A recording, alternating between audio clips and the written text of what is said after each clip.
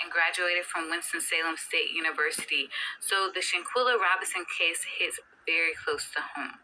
I see a lot of information and misinformation out here on social media that says that the autopsy report and the police report contradict themselves in the cause of her death. But I want to give you a perspective from the medical lens and show you how actually these reports give a more clear and precise understanding of her death and what led up to her death.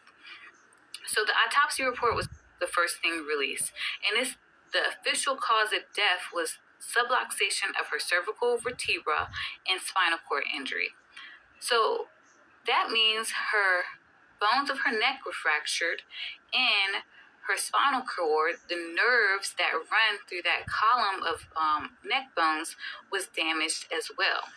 When the cervical vertebra is fractured in a patient, that leads to the spinal cord nerves not being protected. The spinal cord nerves are so important because they give you connection from our central nervous system, our brain stem, to the rest of the body. Usually when someone has a cervical bone fracture, you are supposed to stabilize and immobilize the neck so that they aren't moving their neck left and right, up and down. Because if they do move their neck more, they can further damage the spinal cord, those nerves that are so essential to the functioning of our body. This did not happen in Shaquella Robinson's case. So the timeline comes out. It shows that the physician was called.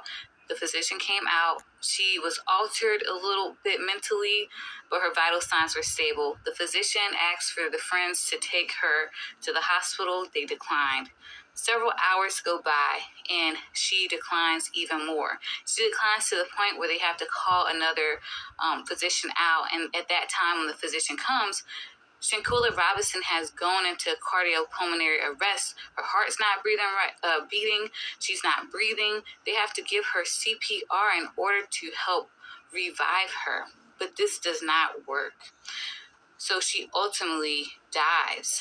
And again, this could have been due to her initial injuries.